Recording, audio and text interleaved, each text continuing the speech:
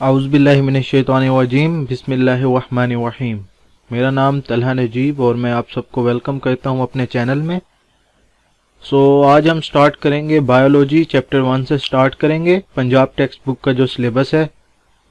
तो स्टार्ट से पहले आप सबसे गुजारिश है कि हमारे चैनल को सब्सक्राइब कर लें ताकि जो भी नोटिफिकेशन हो आपको मिल जाए। तो हम आते हैं अपने पहले चैप्टर की तरफ। फर्स्ट चैप्टर जिसका नेम है इंट्रोडक्शन। ठीक है, इंट्रोडक्शन में फर्स्ट जो डेफिनेशन है वो है biology. What is biology? Biology is the study of the living things. It is a branch of science and like other sciences it is a way of understanding the nature. Biology क्या चीज है? Biology किसी भी जानदार चीज की study का नाम बायोलॉजी है। उस जानदार में सब चीजें आ जाती हैं, इंसान भी आ जाते हैं, जानवर भी आ जाते हैं, परिंदे वगैरह भी आ जाते हैं, एक्सेट्रा। अब जो बंदा उस चीज से डील करता है, जानदारों की स्टडी करता है, उसको हम बायोलॉजिस्ट का नाम देते हैं। बायोलॉजिस्ट क्या होते हैं? Biologist deal with the living part of the nature and with the non living things which effect the living things in any way. Biologist कौन होते हैं? जो कि लिविंग थिंग्स के बारे में स्टडी करते हैं और उन लिविंग थिंग्स पे जो भी चीज इफेक्ट करती है उसके बारे में स्टडी करते हैं। अब हम लिविंग थिंग है, इंसान है, तो इंसान के ऊपर, इंसान सांस भी ले रहा है तो हवा इफेक्ट कर रही है उसके ऊपर, तो हम उसके बारे में भी स्टडी करते हैं, उसको हम बायोलॉजिस्ट का नाम देते हैं। ठीक है जी। उसके बाद आ जाते हैं, हम ये डिस्कस करने की कोई चीज नहीं है, ये जस्ट हिस्ट्री बताई हुई है। उसके बाद science. The science of biology is very wide based study. It includes every aspect of the living things. Therefore, the volumes and the volume of informations are available under this major head. It is but natural to divide the science into the quite number of branches for our convenience of comprehending and studying the biology. अब जो biology है वो एक बहुत ही vast field है। Biology living thing की study में इंसान भी आ जाते हैं, जानवर भी आ जाते हैं, जो दूसरे इंसेक्ट्स होते हैं वो भी आ जाते हैं। तो इन सब को अलहदा अलहदा हमने क्लासेस में आगे फर्दर डिवाइड कर दिया, क्योंकि एक ही रूफ के नीचे इन सब को पढ़ना काफी मुश्किल हो जाता था। तो इसलिए हमने इनको ये डिफरेंट स्टेप्स में आगे हमने इनको फर्दर क्लासेस बना के उनमें हमने इनको डिवाइड किया है। ये हैं जी उनकी क्लासेस। इनमें इकोलॉजी, एम्ब्रियोलॉजी, फिजियोलॉजी, मॉर्फोलॉजी वगैरह भी आ जाते हैं। फिजियोलॉजी होती है हमारे स्ट्रक्चर, इंसान की बॉडी का स्ट्रक्चर या किसी भी जानदार की बॉडी का स्ट्रक्चर। ठीक है जी। अब हम आ जाते हैं पहली चीज पे, जो इसकी ब्रांचेज हैं वो कौन सी हैं? वो है मॉलिक्यूलर बायोलॉजी। फर्स्ट चीज पे जो आ जाती है, molecular biology is a branch of biology which deal with the structure of the organism, the cells and their organelles and the at molecular level. Molecular biology क्या होती है? बायोलॉजी की एक फर्दर ब्रांच है जो कि स्ट्रक्चर को define करती है। सेल्स आ जाते हैं स्ट्रक्चर में, और ऑर्गेनेलीज, जिनको एक मॉलिक्यूल के लेवल पे वो, जैसे ही नाम से पता लग रहा है मॉलिक्यूलर बायोलॉजी, मॉलिक्यूल लेवल पे वो उसको डील करती है। सेकंड नंबर पे हमारे पास आ जाती है एनवायरमेंटल बायोलॉजी। जैसा कि हमें पता है एनवायरमेंट किसको कहते हैं? एनवायरमेंट जो जिसमें हम रह रहे हैं इसको हम एनवायरमेंट कहते हैं। Environmental biology is the study of the organism in relation to their environment. These include interaction between the organism and their inorganic and the organic environment, especially as relates to the human activities. इसमें हम human activities का ज्यादा जिक्र इसलिए कहते हैं क्योंकि इंसान एनवायरनमेंट में रह रहा है, तो जो चीजें एनवायरनमेंट की उसके ऊपर इफेक्ट करती हैं, इस एनवायरमेंटल बायोलॉजी में वो चीजें सारी आ जाती हैं। उसके बाद आ जाता है हमारे पास माइक्रो बायोलॉजी। माइक्रो मीन होता है स्मॉल, बायोलॉजी मीन जो छोटी चीजों के साथ छोटे जानदार वगैरह। It is the study of the micro organism which include bacteria, viruses, protozoa and the microscopic algae and the fungi. हमारे पास ये जो ब्रांच है ये एल्जियाई, फंजाई, वायरसेस और प्रोटोजोआ जो कि छोटी चीजें हैं, माइक्रो मीन छोटी, उनके साथ डील करती हैं, उनको हम माइक्रो बायोलॉजी कहते हैं। किसी भी चीज की डेफिनेशन हो तो वो उसके नाम में ही छुपी होती है। जैसे माइक्रो मीन स्मॉल और biology mean study of living thing, यानी कि छोटे जो जानदार हैं उनके बारे में स्टडी हम माइक्रोबायोलॉजी कहते हैं। उसके बाद हमारे पास आ जाता है फ्रेश वाटर बायोलॉजी। बायोलॉजी यानी कि लिविंग थिंग्स के बारे में स्टडी, और फ्रेश वाटर जो चीजें फ्रेश वाटर के अंदर रहती हैं। The branch of biology deal with the organism living in the fresh water bodies like river, lake, etc and the physical and the chemical parameters of the water bodies.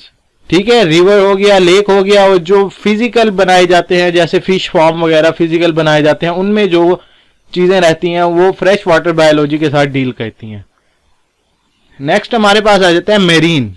Marine किसको कहते हैं? खारे पानी, जैसे कि समंदर का पानी हो जाता है। This is the study of the life in the seas and the oceans. This include the study of marine life and the physical and the chemical characteristics of the sea acting as factor for the marine life. अब कुछ पानी के ऐसे होते हैं जानदार चीजें जो साफ पानी में रहते हैं, कुछ मेरीन वाटर में रहते हैं जो समंदरों में सिर्फ पाए जाते हैं, दरिया वगैरह में नहीं पाए जाते, छोटी छोटी लेक्स वगैरह में नहीं पाए जाते। ये उस चीज के बारे में डील करती है ये ब्रांच बायोलॉजी की। नेक्स्ट हमारे पास आ जाते हैं parasitology. This is the branch of biology which deal with the study of parasites, the structure, mode of transmission, life histories and the host parasite relationship are studied in the parasitology। Host किसको कहते हैं? जिसके ऊपर कोई effect हो रहा हो, और पैरासाइट जो कि वो इफेक्ट कर रहा हो। ठीक है, ये ब्रांच पैरासिटोलॉजी इस चीज को डील करती है। उसके बाद आ जाता है human biology. It deal with the study of man. अब इधर मैन का हुआ, इसका ये मतलब नहीं है कि वुमेन नहीं आता इसके अंदर, नहीं, ह्यूमन बीन सारे आ जाते हैं। मैन एक कॉमन वर्ड यूज होता है डिक्शनरी में जिसका मतलब होता है इंसान। ठीक है, these include form and structure, function, histology, anatomy, morphology, genetics, cell biology, evolution and the ecological study of the human being. यानी कि इसमें हम सारा कुछ स्टडी करते हैं। इंसान की एनाटॉमी क्या है, फिजियोलॉजी क्या है, हिस्टोलॉजी, इंसान कैसे आया, इंसान का पहला वजूद क्या था, एवोल्यूशन कैसे उसने तरक्की की, जेनेटिक्स कैसे वो आगे नस्ल बढ़ाए, cell biology and the ecological studies, इंसान के अंदर जो भी बीमारियां हैं और इंसान क्या कर रहा है, इस सब चीज के हम ह्यूमन बायोलॉजी के अंदर डिस्कस करते हैं। उसके बाद हमारे पास आ जाता है सोशल बायोलॉजी। सोशल मीन हमें आप पता है हम सोशल नेटवर्क्स यूज कर रहे होते हैं, फेसबुक, व्हाट्सएप, इंस्टाग्राम, etc। इसका मतलब है कि हम एक दूसरे के साथ ताल्लुकात कैसे करते हैं। सोशल नेटवर्क यही है ना कि हम किसी के साथ कैसे अपनी बात को डील कर सकें, कैसे उनसे बातचीत कर सकें। तो ये बायोलॉजी की जो ब्रांच है ये इसी चीज को डील करती है कि हम कैसे एक आदमी का दूसरे आदमी के साथ या मोहल्ले के साथ जो उसका बिहेवियर है उसको हम सोशल बायोलॉजी के अंदर डिस्कस करते हैं। नेक्स्ट हमारे पास आ जाता है जी biotechnology. It deals with the study of the living organism, systems or the processes in the manufacturing and the service of the industries।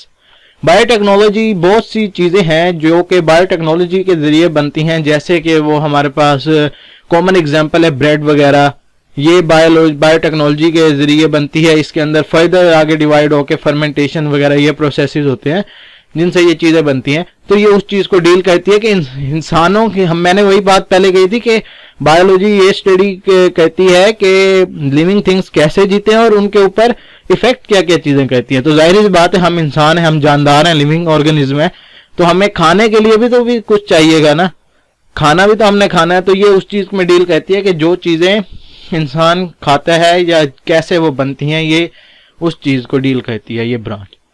Next हमारे पास आ जाते हैं लेवल्स।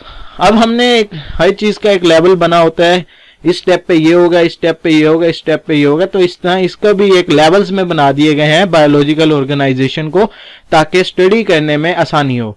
अब वो कि 100 of the chemical reactions are involved in maintaining the life of the even the simplest organism.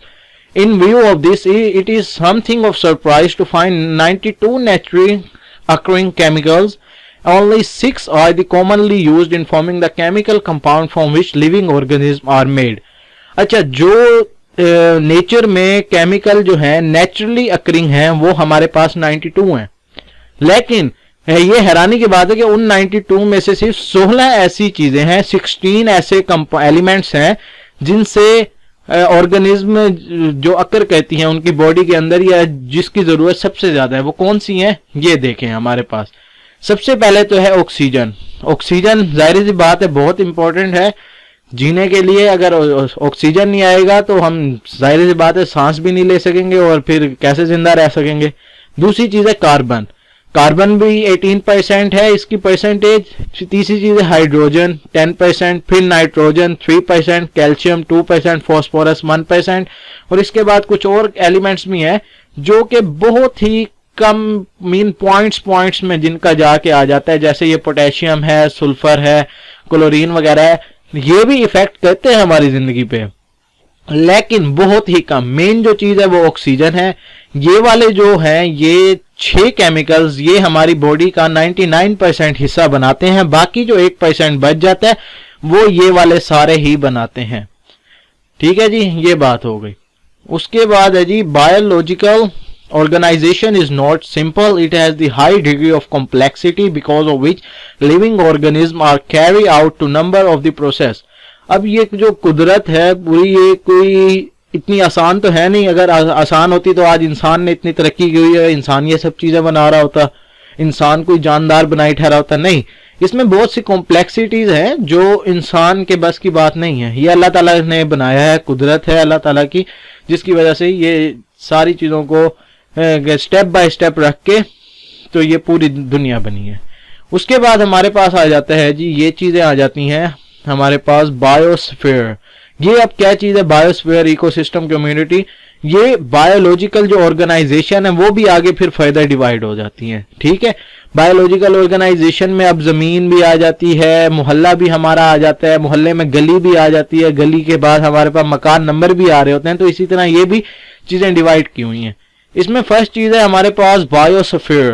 Biosphere किसे कहते हैं? The part of the earth inhabited by the living organism including the both living and the non living component.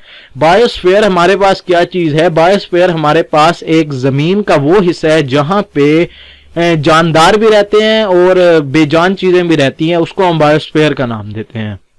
उसके बाद आ जाता है ecosystem, a community together with its non living surrounding. ठीक है जी, अब बायोस्फीयर में पूरी अर्थ आ जाती है हमारे पास। इसमें सारी चीजें एग्जिस्ट करती हैं, लिविंग थिंग्स भी एग्जिस्ट करते हैं, नॉन लिविंग थिंग भी एग्जिस्ट करते हैं उसके। लेकिन जो इकोसिस्टम है उसमें एक जगह आ जाती है। ठीक है ना, एक कम्युनिटी होती है किसी एक चीज की, जानदारों की कम्युनिटी जो कि डिपेंड कर रही होती है बेजान चीजों के इर्द गिर्द। जैसे अब मिसाल के तौर पे हमारे पास एक जंगल है, उसके अंदर जानवर बहुत से रह रहे हैं, लेकिन बेजान चीज भी तो है ना, जमीन में वो रह रहे हैं, जमीन जो है वो बेजान एक चीज है। उसके बाद नेक्स्ट हमारे पास आ जाता है कम्युनिटी। कम्युनिटी किसे कहते हैं? 2 or more populations of different species living and interacting in the same area. ठीक है जी, अब इसमें हम पहले समझते हैं कि स्पीशी किसे कहते हैं। स्पीशी कहते हैं किसी एक नस्ल की चीज को जो आपस में ब्रीड करें और नस्ल आगे बढ़ाएं। मतलब इंसान की जो है वो इंसान एक पूरी स्पीशी है, जानदार एक पूरी स्पीशी है। अब जानदार के अंदर बहुत से जानदार हैं, जानवर हैं, जैसा कि शेर है, हिरन है, उसके बाद कुत्ता बिल्ली, ये अलग अलग एक स्पीशी हो जाते हैं। तो जहां पे एक से ज्यादा स्पीशी रह रही हो आपस में, उसको हम कम्युनिटी का नाम देते हैं।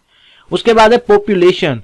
पॉपुलेशन किसे कहते हैं? जब एक ही स्पीशी एक ही जगह पे रह रही हो उसे हम पॉपुलेशन का नाम देते हैं। यानी कि एक घर में अगर सिर्फ इंसान रह रहे हैं तो उसे हम पॉपुलेशन का नाम देंगे, लेकिन अगर इंसान के साथ कोई किसी को शौक होता है कुत्ता या बिल्ली पाल लेने का तो उसको हम कम्युनिटी का नाम देंगे। स्पीशी हमने पहले ही डिफाइन कर चुके हैं। उसके बाद multi cellular organism, an individual living thing composed of many cell.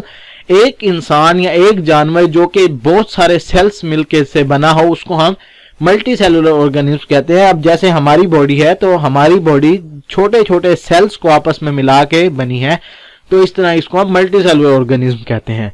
Organ system, 2 or more organs working together in execution of the specific function body function is known as the organ system. Organ system क्या होता है हमारे पास? जैसे अब एक organ हमारी body के अंदर, ये एक ऑर्गन है, हम मुंह से सांस ले रहे हैं, वो अंदर जाता है, हमारे लंग्स तक जाता है, उसके बाद वापसी आता है, ये पूरा एक ऑर्गन का काम कर रहा है। ठीक है ना, ये एक ऑर्गन सिस्टम है। इसमें बहुत सारी चीजें ऐड हो जाती हैं, जैसे हमारा माउथ हो गया, उसके बाद हमारे पास ये ट्रैकिया, कार्डियक वगैरह, ये सारा, इसको हम ऑर्गन सिस्टम का नाम देते हैं। उसके बाद है ऑर्गन। ऑर्गन क्या है? हमारी बॉडी का कोई एक हिस्सा, जैसे ये हाथ है, ये हमारे पास एक ऑर्गन है, ब्रेन ऑर्गन है, नोज ऑर्गन है। टिश्यू, टिश्यू किसे कहते हैं? Group of the similar cell that perform a specific function. छोटे छोटे सेल मिलके एक टिश्यू बनाते हैं, ठीक है ना, जो कि डिफरेंट फंक्शन अटैच करते हैं। जैसे अब हमारी ये स्किन है, ये छोटे छोटे सेल से मिलकर बनी है, तो हमारी ये स्किन एक जो है ये पूरे एक टिश्यू की फॉर्म में हो जाती है। पूरी स्किन को हम एक टिश्यू का नाम दे देंगे। उसके बाद हमारे पास आता है सेल। सेल क्या है? Basic unit of life. ये हम बचपन से ही पढ़ते आ रहे हैं, हमने मैट्रिक की क्लासों में भी पढ़ा था। सेल सबसे जो छोटी चीज है दुनिया में वो हमारे पास सेल है। सेल के बाद ही सारी चीजें हैं। केमिस्ट्री में हम एटम का नाम देते हैं, एटम आ जाते हैं। सेल क्या है? लिविंग ऑर्गेनिज्म में आ जाती हैं जो चीजें, ठीक है।